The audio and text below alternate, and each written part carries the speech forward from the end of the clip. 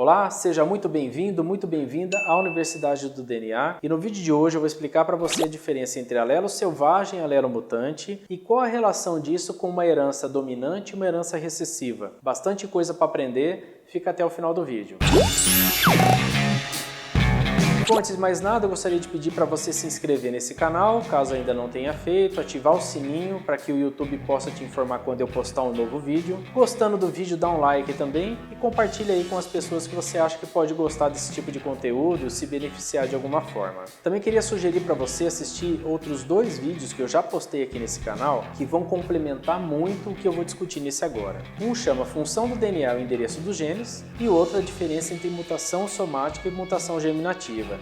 Fica a seu critério assistir esse até o final, depois assistir os outros dois. Se quiser parar aqui e assistir os outros dois, depois voltar para esse, é você quem decide. Mas os três juntos vão fechar bastante esse fundamento. Quero começar relembrando com você que se eu tenho um fragmento de DNA que me interessa dentro do genoma, esse fragmento ele se encontra numa região. E essa região, esse endereço, é chamado de loco. Como o nosso material genético é duplicado, um loco ou um endereço sempre vai levar a duas regiões. Uma presente no cromossomo paterno e a outra presente no cromossomo materno. Essas duas regiões encontradas são chamadas de alelos. E esses alelos podem ser idênticos entre si, e nesse caso a gente diz que eles estão em homozigose, ou esses alelos podem ser diferentes entre si, e nesse caso a gente diz que eles estão em heterozigose. Sabendo desse conceito, vamos tentar entender qual é a implicação de alelos em homozigose ou heterozigose para o indivíduo. Vou pegar como exemplo, que é o clássico, genes relacionados a doenças genéticas. Sempre a versão do gene, ou seja, o alelo daquele gene que não leva a doença, é chamado de alelo comum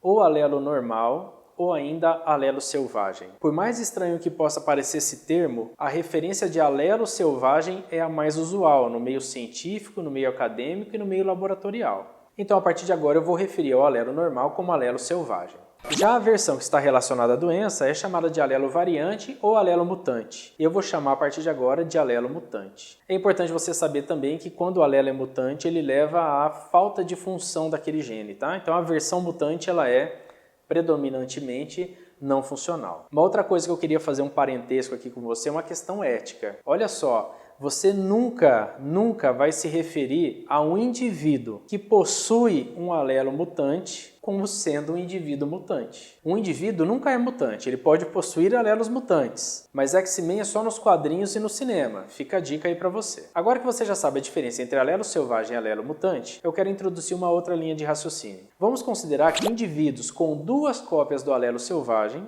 possua 100% da função do gene. Duas cópias selvagens, 100% da função do gene. Já indivíduos em heterozigose que possuem uma cópia selvagem e uma mutante, tem então 50% da função do gene, enquanto que homozigotos para os alelos mutantes, 0% da função, ou seja, não tem função, não tem gene selvagem, não tem função. A pergunta que eu te faço nesse momento é: será que indivíduos heterozigotos que possuem uma cópia selvagem e uma mutante sempre estarão livres da doença correlacionada àquele gene ou necessariamente estarão afetados por aquela doença? Uma cópia basta ou não basta? A resposta é: depende. Sempre vai depender de cada gene. Existem genes que só têm a sua função obtida plenamente na presença de duas cópias selvagens. E existem genes que com uma única cópia selvagem a função já é obtida. Então as duas situações podem acontecer. É aqui que a gente pode entrar em dois conceitos importantes: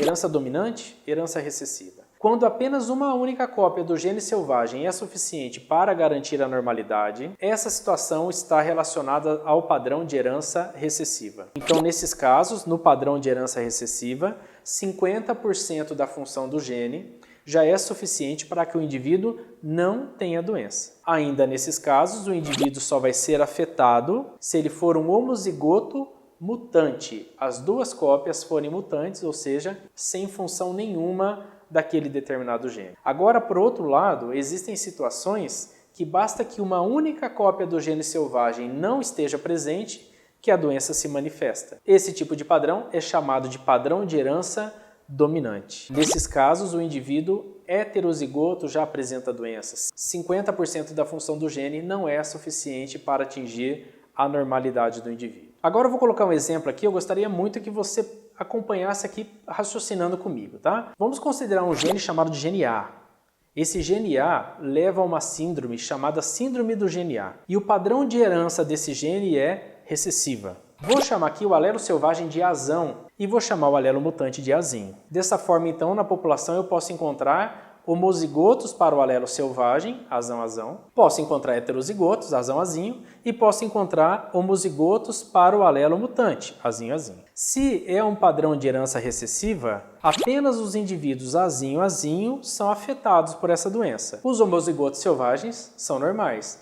E os heterozigotos também são normais. Mas eu quero focar neles aqui agora. Esses indivíduos são extremamente importantes no padrão de herança recessiva, porque embora eles não apresentem a doença, eles são chamados de portadores. E por que eles são chamados de portadores? Porque eles carregam uma cópia mutante. E essa cópia mutante pode ser passado para os indivíduos que ele pode vir a gerar. Então vamos considerar aqui que seja um homem, sendo um homem, os seus gametas, os seus espermatozoides, ou vão conter, sendo um heterozigoto, um A selvagem, Azão, ou um A mutante, Azinho. Se um espermatozoide carregando um alelo mutante fecundar o óvulo, nesse momento já garante que esse novo indivíduo é no mínimo portador. Vai depender da versão do alelo A que tiver no óvulo. Se por infelicidade lá no óvulo também tiver um A mutante, forma-se então um indivíduo que é afetado para a síndrome do gene A. O conceito que eu estou tratando para você nesse vídeo, ele tem importância científica, acadêmica, profissional, dentro da sua linha de estudo, mas ele também tem um contexto social. Se você conhece ou tem na sua família algum padrão de doença que se repete em todas as gerações, ou alterna de uma geração sim, uma geração não, esse é um exemplo clássico de uma correlação de doença genética. Precisa procurar um médico geneticista. E é o médico geneticista que vai avaliar aquelas características dos indivíduos, ou seja, os fenótipos que os indivíduos apresentam, para correlacionar a uma síndrome ou não. Caso as características possam ser relacionadas a uma síndrome, ele deve pedir um exame de DNA, que pode ser um cariótipo,